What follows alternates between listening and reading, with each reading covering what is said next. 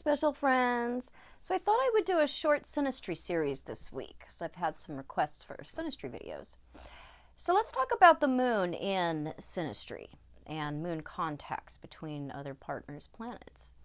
So the moon is our fluctuating moods, our habitual emotional patterns, our idea of the inner realization of our dreams for comfort and safety, our patterns that are a result of our unconscious responses.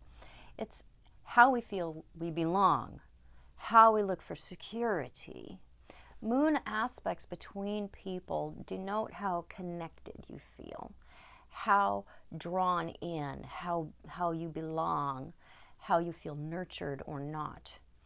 Good aspects between moons are going to show an easy flow of energy that leads to domestic accord, a lack of tension. Hard aspects between the moons are going to show tension in the daily domestic interaction between the two of us. We can feel that the home life is just fraught with responses that conflict with our own emotional needs.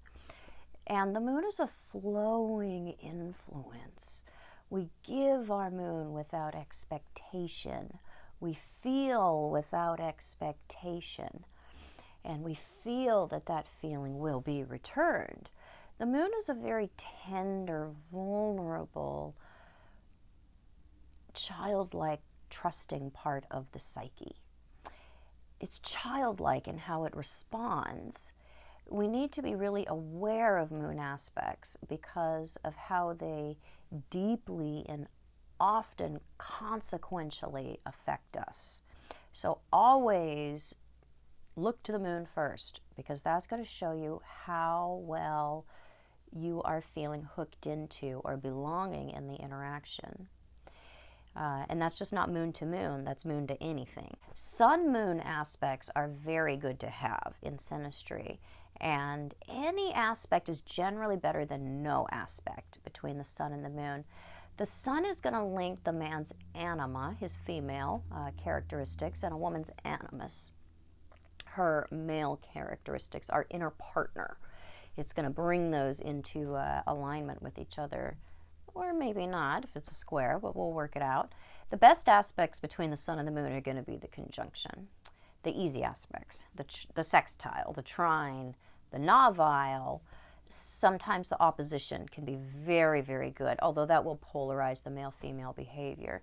Good aspects between the sun and the moon are going to provide padding in the form of a basic affinity for each other, feeling like there's a sense of wholeness with each other. We feel the other's an appropriate half with the conjunction, and the minor good aspects are going to bring harmony, a tranquility between our needs and our wants. That's the moon and the sun.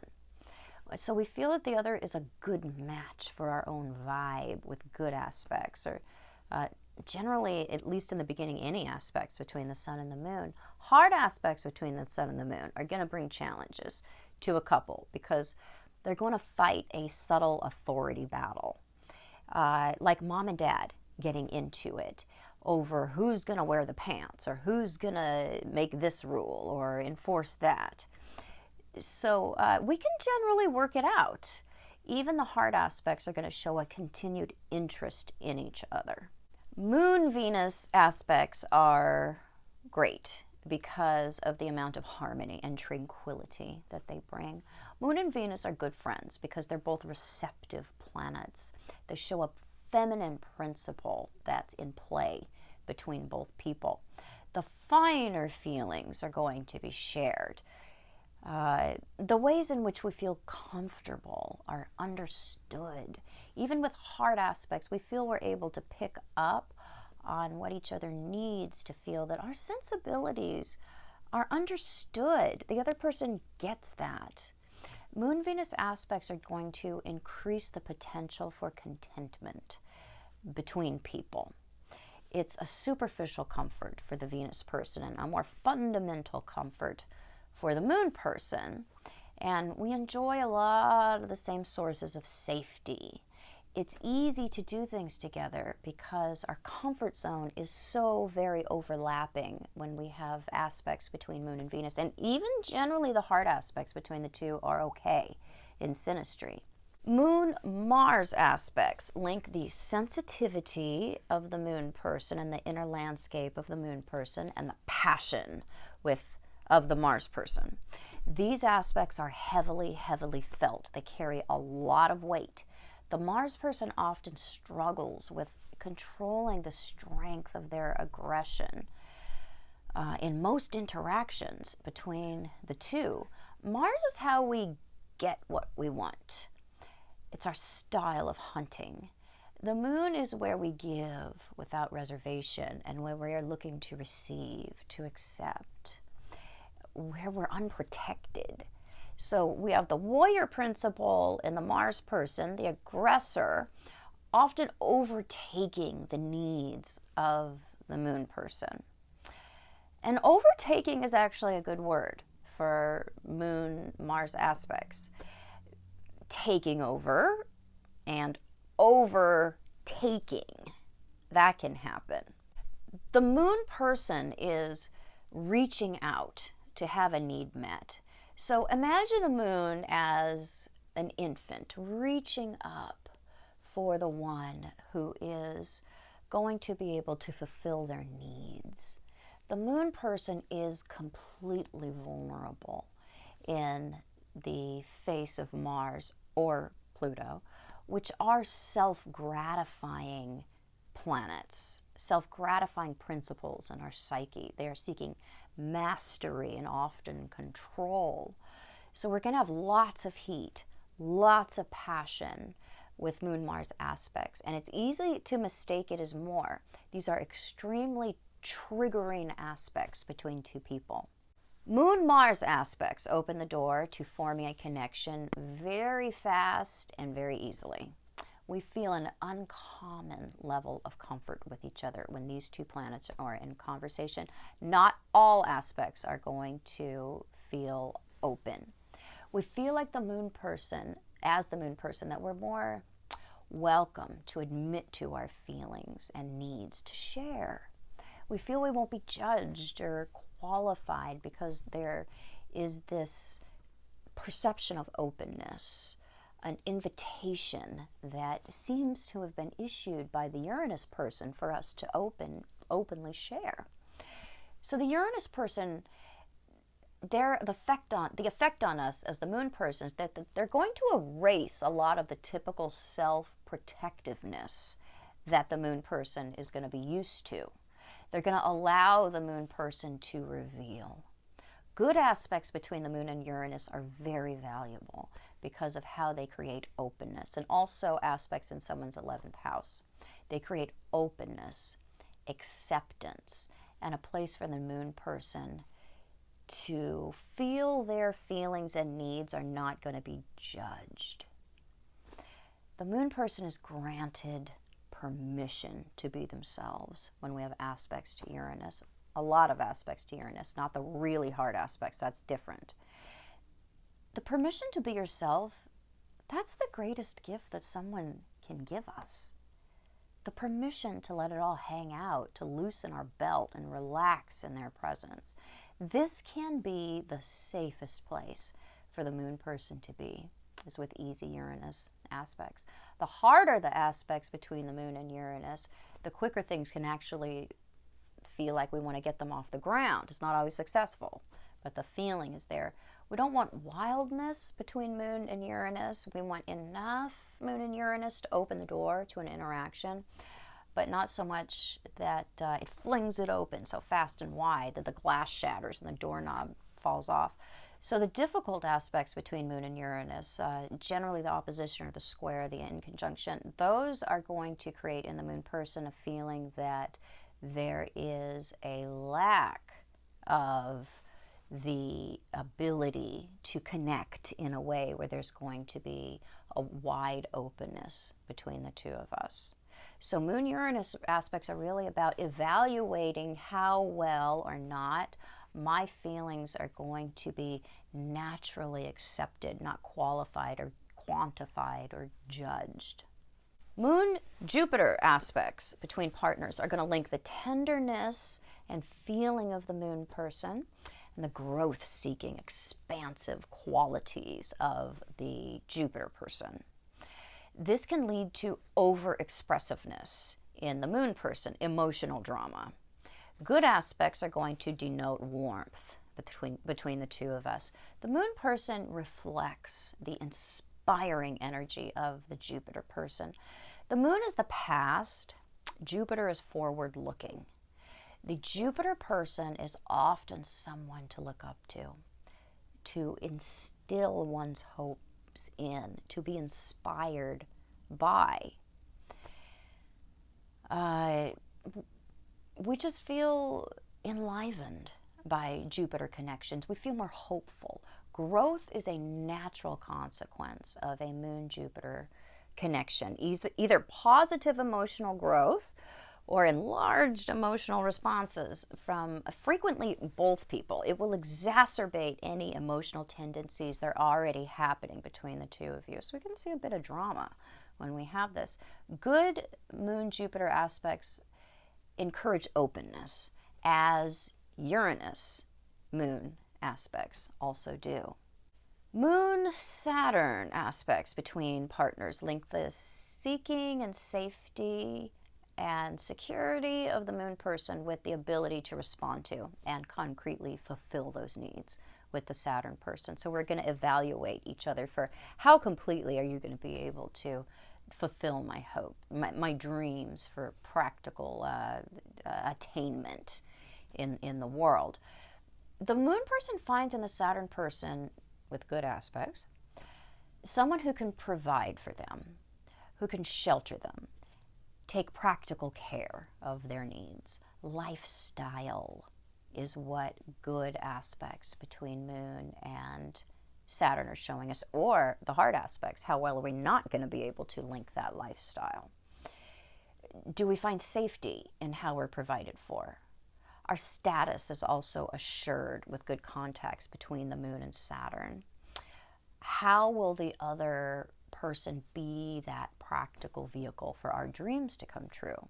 For some of the forms that we want to see materialize in our three-dimensional reality, how are they going to help that to happen? The Saturn person is going to appraise the Moon person in light of how well their Moon needs, the emotional demands, will blend with the Saturn person's idea of fate or pinnacles or destiny, success. We're looking for a totality of life satisfaction with the Moon-Saturn aspects, and we can often see them when we have the good aspects. We're trying to balance emotional needs with realization of our goals. How are we going to feed ourselves? Attainment of status and fulfillment of our personal potentials. Moon-Neptune aspects are the trickiest of all, along with Moon-Pluto. The Moon is our most basic needs for living, our tendencies towards soothing, balancing, reordering our feelings when they're upset. When the Moon is aspected to someone else's Neptune, we have the potential for some of the thickest illusion that comes from how we are freely projecting our inner ideals upon each other. We want to see the best, and we want to look past the worst. The potential for self-deception with Moon-Neptune aspects is extraordinarily high and common. We see in another all that we have been waiting for, all that is perfect and tender and comforting and exciting and potentially healing. Our unhealed childhood wounds surge to the surface when we have Moon-Pluto or Moon-Neptune contacts in Synastry. Those wounds rise to the surface and they are waiting to be healed. We are waiting to be rendered complete. And the expectation for that personal totality is rarely met. We are in danger with all Moon Neptune contacts of seeing what we have been long waiting for. And this leads to hopes that cannot be fulfilled. And disappointment is the outcropping of false hopes. We want just enough Neptune between us to make things sweet, but not so much that we end up drowning in a pool of methane that we thought was sweet nectar. So we have to be real careful with the reflective qualities that happen between Moon and Neptune. Moon Pluto in Synastry. This is linking the moods and needs for personal fulfillment of the Moon person and the idea of mastery in the Pluto person. These are really dangerous contacts for the Moon person, since they are going to be like a naked baby in front of a hungry lion.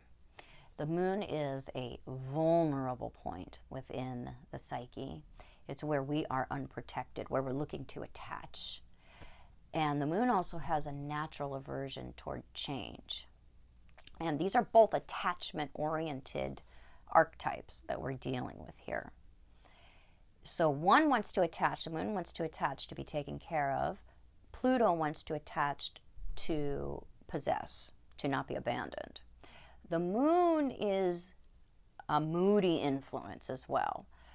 Changes are fluctuations of the basic wave pattern that already exists. That's what moods are. Pluto is entropic change. Pluto will force change upon the Moon person's habitual emotional patterns. These aspects show us how deeply we are affecting each other, how our emotional patterns are allowing our deeper needs to be met or not. We find either a deep connection or sometimes a revulsion, a turning away with Moon-Pluto aspects. Not all of them draw you in like the moth to the flame. We have that feeling, but a lot of times we also have that other feeling that accompanies it of, I don't know if I want to go there. So they can lead to some aversion. Many people turn away from the connection because they are going to sense the depth of work and change that is going to occur as a result of coming into contact with each other. No one gets out of a Moon-Pluto contact without realizing the strength of our emotional needs. The Pluto person is often very moved to try to master or direct or control the inner life of the Moon person. They're wanting to disturb somehow the current status of the Moon person so they can both experience destabilization that leads to healing, that leads to change. It's in this state that wholeness can occur. So the Pluto person can realize the depths of their desires, and the Moon person can realize the depth of their feelings and the width and broad and length of their comfort zone. So they are very, very deep and consequential contacts to have in Synastry.